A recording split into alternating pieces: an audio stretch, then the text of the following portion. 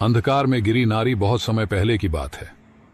एक सुदूर गांव था जिसका नाम था शांतिपुर। ये गांव पहाड़ों और घने जंगलों से घिरा हुआ था। यहाँ के लोग सीधे सादे थे, खेतीबाड़ी करके जीवन यापन करते थे। हालांकि गांव का नाम शांतिपुर था, लेकिन वहां की गलियों में शांति कम और कड़वाहट ज्यादा थी। ये गांव अंधविश्वास और सामाजिक कुरीतियों में जकड़ा हुआ था। इसी गांव में रहती थी एक स्त्री जिसका नाम था सुमित्रा। सुमित्रा एक विधवा थी। उसके पति की मृत्यु हुए 3 वर्ष बीत चुके थे। जब उसके पति हरिप्रसाद की बीमारी से मौत हुई, तब से उसके जीवन में सिवाय आंसुओं और तानों के कुछ भी नहीं बचा था। हरिप्रसाद गांव के एक साधारण किसान थे। उनका घर छोटा सा था, मगर उसमें सुमित्रा के साथ उनका प्यार और आपसी समझदारी बसती थी। मगर जैसे ही हरिप्रसाद की मृत्यु हुई, सुमित्रा का संसार अंधकार में डूब गया। गांव वाले उसे एक अशुभ स्त्री मानने लगे। गांव की औरतें उसके साथ उठने बैठने से कतराती। पुरुष उसे तानों और अपमान से नवाजते। बच्चों को कहा जाता कि सुमित्रा के घर के पास भी न जाए। हर सुबह जब सुमित्रा गांव के कुएं पर पानी भरने जाती, तो औरतें आपस में फुसफुसाती, देखो ये अभागन आ गई। जिसके पांव जहां पड़ जाते हैं वहां कुछ अशुभ ही होता है। सुमित्रा ने कई बार इन तानों को अनसुना करने की कोशिश की, मगर उनकी बातों के कांटे उसके दिल को चीरते रहे। रातें उसके लिए और भी कठिन होती। जब पूरा गांव गहरी नींद में सो जाता, सुमित्रा आंगन में बैठकर आसमान की ओर देखती। चांद की चांदनी उसकी आंखों में आंसू भर देती। वह अक्सर अपने पति की तस्वीर के आगे दीप जलाकर रोती और भगवान से पूछती, आखिर मैंने कौन सा पाप किया है जो मेरा जीवन इस तरह नर्क बन गया। कई बार उसने गांव छोड़कर जाने की भी सोची, मगर कहां जाती। उसके माता पिता बहुत पहले ही चल बसे थे। भाई बहनों ने उसके विधवा होते ही मुंह फेर लिया। एक दिन जब सुमित्रा अपनी टूटी फूटी झोपड़ी के बाहर बैठी थी, तभी उसने देखा कि गांव के बाहर वाले रास्ते पर 3 साधु चले आ रहे हैं। वे सफेद दाढ़ी वाले, भगवा वस्त्र पहने हुए थे। उनके चेहरे पर तेज था, मगर आंखों में एक अजीब सा रहस्य झलक रहा था। गांव वालों ने उन साधुओं को देखते ही उनके चारों ओर घेरा बना लिया। सभी ने उनके पांव छुए और आशीर्वाद मांगा। गांव के मुखिया ने साधुओं से विनती की, महाराज कृपया हमारे गांव में कुछ दिन रुकें, हमें आपका आशीर्वाद चाहिए। साधुओं ने गांव में रुकने के लिए हामी भर दी, लेकिन फिर उनकी नजर सुमित्रा पर पड़ी। उनमें से सबसे वृद्ध साधु ने सुमित्रा को देखते ही कहा, यह स्त्री दुख से घिरी है, मगर इसके भाग्य में कुछ अनोखा लिखा है। गांव वाले यह सुनकर चौंक गए। उन्हें विश्वास नहीं हो रहा था कि वही सुमित्रा, जिसे वे अशुभ मानते थे, उसके भाग्य में कुछ खास हो सकता है। सुमित्रा खुद भी हैरान थी। उसके मन में सवाल उठे, आखिर ये साधु कौन है और मेरे भाग्य के बारे में ऐसा क्यों कह रहे हैं। तीनों साधु गांव के बीचों बीच स्थित एक पुराने मंदिर में ठहरे। यह मंदिर वर्षों से वीरान पड़ा था, मगर साधुओं के आते ही वहां रौनक लौट आई। गांव वाले उन्हें देखने के लिए रोज वहां पहुंचते और उनके प्रवचनों को सुनते। सुमित्रा भी मंदिर के बाहर खड़ी होकर साधुओं की बातें सुनती, लेकिन गांव के लोग उसे भीतर जाने नहीं देते थे। एक दिन जब सभी लोग प्रवचन सुन रहे थे, तब सबसे वृद्ध साधु ने कहा, हर व्यक्ति के जीवन में दुख आते हैं, लेकिन केवल वही व्यक्ति अपने भाग्य को बदल सकता है जो अपने भीतर छिपे रहस्य को पहचान ले। सुमित्रा को यह सुनकर अजीब लगा। वह सोचने लगी, क्या मैं अपने दुख को दूर कर सकती हूँ? क्या मैं भी अपने भाग्य को बदल सकती हूँ? 3 साधु कौन थे? तीनों साधु साधारण व्यक्ति नहीं थे। उनकी आंखों में गहरी समझ थी और उनके शब्दों में अपार शक्ति। 1 पहले साधु का नाम था ज्ञानानंद। वे आध्यात्मिक ज्ञान के झाता थे। उनका कहना था कि दुनिया में कोई भी दुख तब तक समाप्त नहीं हो सकता जब तक मनुष्य स्वयं को नहीं पहचान लेता। 2 दूसरे साधु का नाम था कर्मानंद। वे कर्म के सिद्धांत को मानते थे।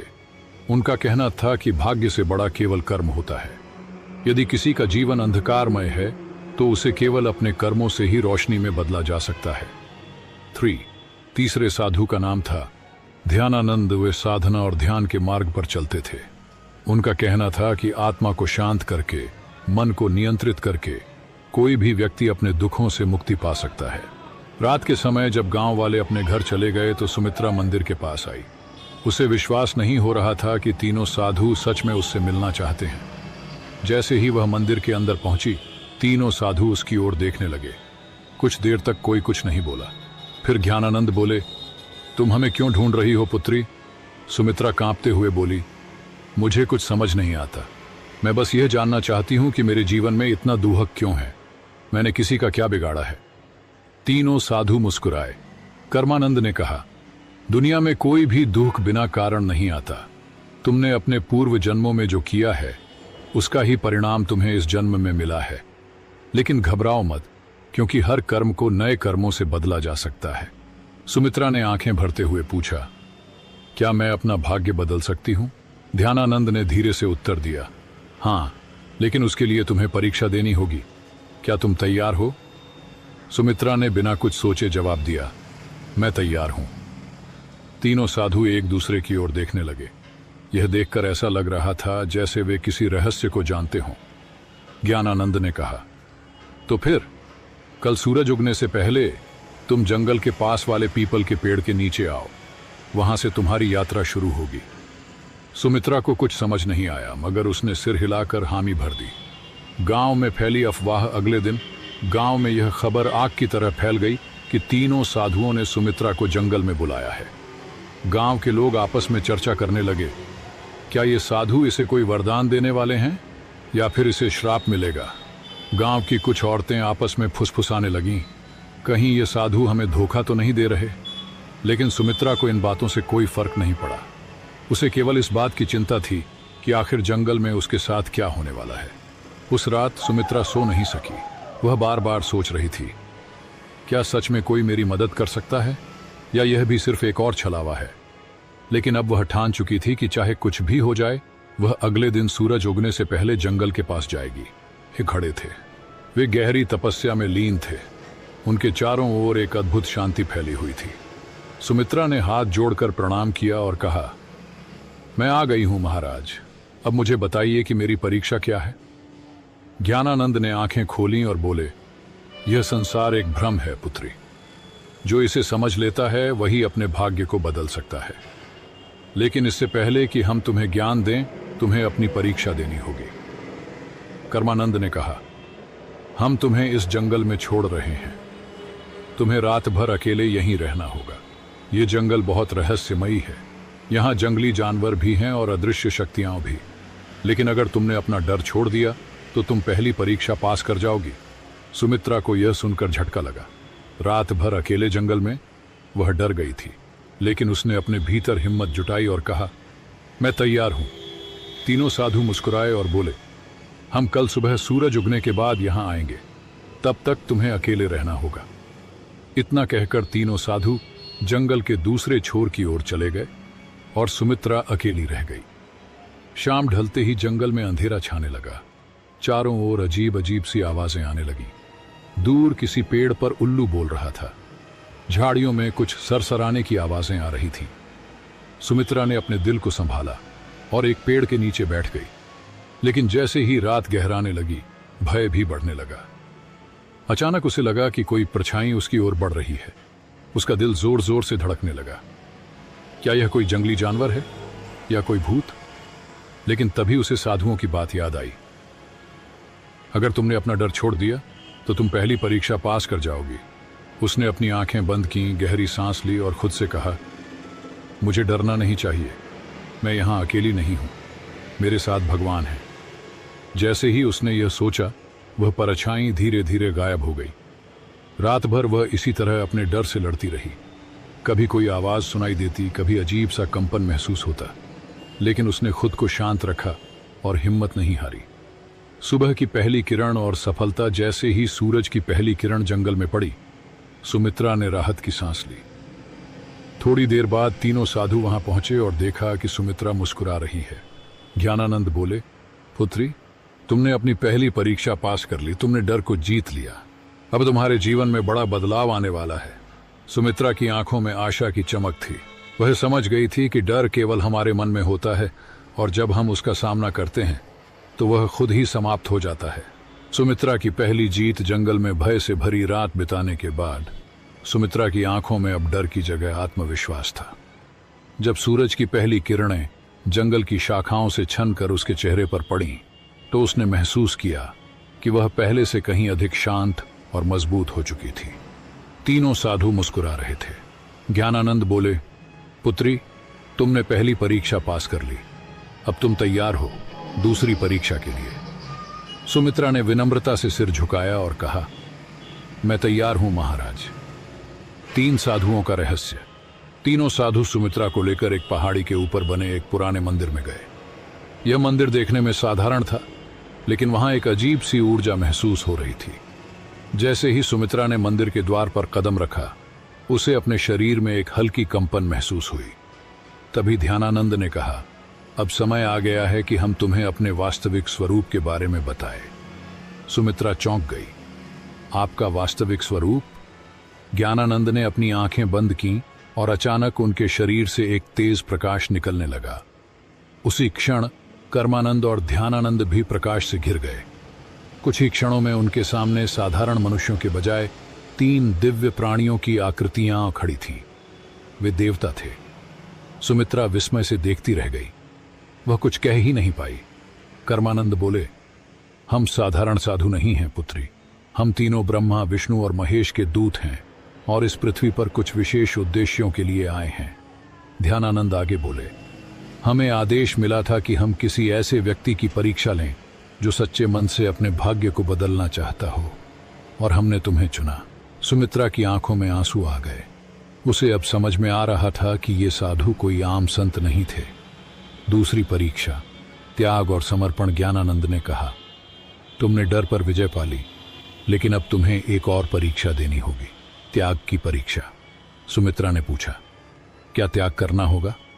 कर्मानंद बोले, तुम्हें अपने सबसे प्रिय वस्तु का त्याग करना होगा, वही वस्तु जिससे तुम्हारा सबसे अधिक लगाव हो। सुमित्रा सोच में पड़ गई। उसके पास वैसे भी कुछ नहीं था, मगर फिर उसे अपने पति की तस्वीर याद आई। हरिप्रसाद की मृत्यु के बाद वही एक चीज थी जिससे वह खुद को जोड़कर रखती थी। जब भी वह दुखी होती, उस तस्वीर को देखती और अपने पति को याद करती। उसने धीरे से पूछा, क्या मुझे अपने पति की तस्वीर छोड़नी होगी? ध्यानानंद बोले, अगर वही तुम्हारी सबसे प्रिय वस्तु है तो हां, लेकिन याद रखो, सच्चा त्याग तभी होता है जब वह स्वेच्छा से किया जाए। अगर तुम इस परीक्षा के लिए तैयार नहीं हो तो हम तुम्हें बाध्य नहीं करेंगे।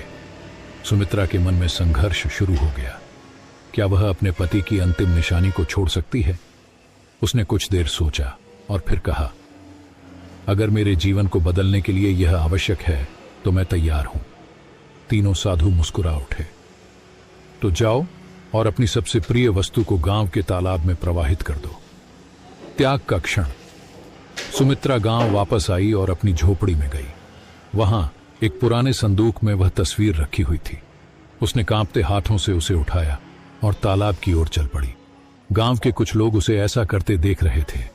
वे आपस में बातें कर रहे थे, अब यह पागल हो गई है, अपने पति की तस्वीर क्यों फेंक रही है? लेकिन सुमित्रा ने उनकी बातों पर ध्यान नहीं दिया।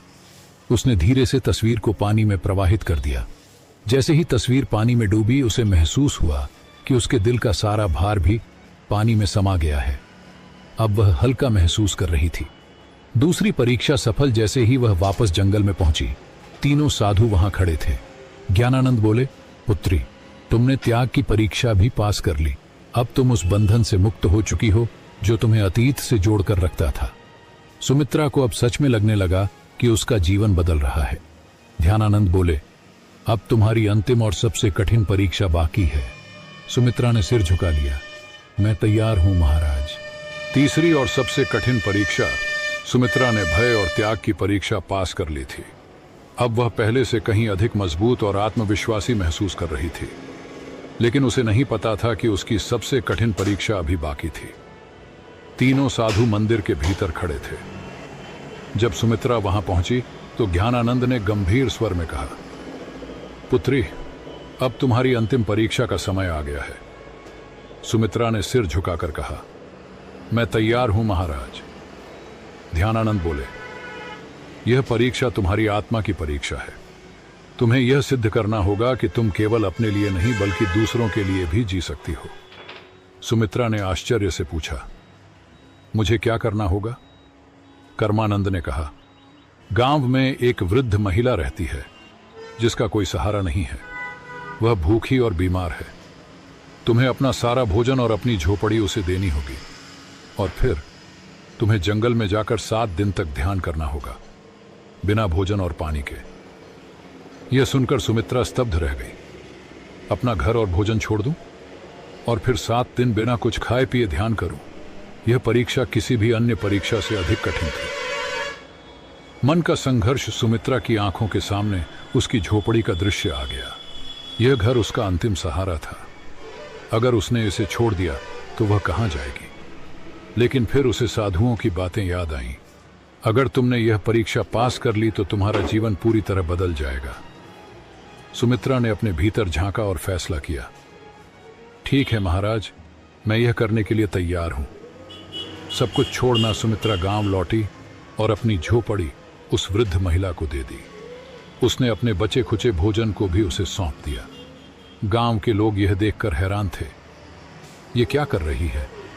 अपना सब कुछ क्यों छोड़ रही है? लेकिन सुमित्रा ने किसी की बातों पर ध्यान नहीं दिया। वह सीधा जंगल की ओर बढ़ गई, जहां उसे 7 दिन तक ध्यान करना था। 7 दिन का कठिन ध्यान। पहला दिन बीता और सुमित्रा को बहुत भूख लगी, लेकिन उसने अपनी चेतना को भटकने नहीं दिया। उसने अपनी आंखें बंद की और साधुओं के दिए हुए मंत्रों का जाप करने लगी। दूसरे दिन उसे प्यास ने सताना शुरू किया, लेकिन उसने पानी की इच्छा को भी त्याग दिया और ध्यान में लगी रही। तीसरे दिन उसके शरीर में कमजोरी आने लगी, लेकिन उसने हार नहीं मानी। चौथे दिन उसे लगा कि वह अब और नहीं सह पाएगी, लेकिन तभी उसे साधुओं की बातें याद आईं। सच्ची शक्ति शरीर में नहीं, मन में होती है। 5वें और 6ठे दिन वह पूरी तरह ध्यान में डूब गई थी। अब उसे भूख प्यास महसूस ही नहीं हो रही थी। 7वें दिन जब सूरज उगा तो कुछ अद्भुत हुआ। सुमित्रा की आत्मा एक नई ऊर्जा से भर गई थी। उसे महसूस हो रहा था जैसे वह एक साधारण स्त्री नहीं रही, बल्कि एक दिव्य शक्ति से जुड़ चुकी है। सुमित्रा का रूपांतरण जब 7वां दिन पूरा हुआ तो तीनों साधु उसके सामने प्रकट हुए। ज्ञानानंद बोले, पुत्री, तुमने अपनी अंतिम परीक्षा भी पास कर ली। अब तुम केवल एक साधारण विधवा नहीं हो, बल्कि एक सशक्त आत्मा बन चुकी हो। कर्मानंद बोले, तुम्हारे भीतर अब वह शक्ति आ गई है जिससे तुम न केवल अपना बल्कि दूसरों का भी भाग्य बदल सकती हो। ध्यानानंद ने अपने हाथ उठाए और कहा, तुम्हें आशीर्वाद देते हैं कि अब से तुम्हारी जिंदगी सुख, शांति और सम्मान से भरी होगी। सुमित्रा के चारों ओर एक सुनहरी रोशनी फैल गई। उसने आंखें बंद कर ली और जब खोली तो वह पहले से कहीं अधिक शांत, मजबूत और तेजस्वी महसूस कर रही थी। गांव में वापसी और सम्मान। जब सुमित्रा गांव लौटी तो गांव वाले उसे देखकर चौंक गए। अब वह कोई दुखी विधवा नहीं थी। उसके चेहरे पर दिव्यता थी, उसकी आंखों में आत्मविश्वास था। गांव के लोगों ने उसे पहले तिरस्कृत किया था, लेकिन अब वे उसके पास आकर उसके चरण छूने लगे। माँ, हमें क्षमा करो, हमने तुम्हारा अपमान किया था, लेकिन अब हमें समझ आ गया कि तुम कोई साधारण स्त्री नहीं हो। सुमित्रा मुस्कुराई और कहा, सच्ची शक्ति बाहर नहीं, हमारे भीतर होती है। जब हम अपने डर, अपने मोह, अपने अहंकार को त्याग देते हैं, तभी हम असली शक्ति को प्राप्त कर सकते हैं। गांव वालों ने उसे गांव की सम्मानीय महिला घोषित कर दिया। अब वह पूरे गांव की मार्गदर्शक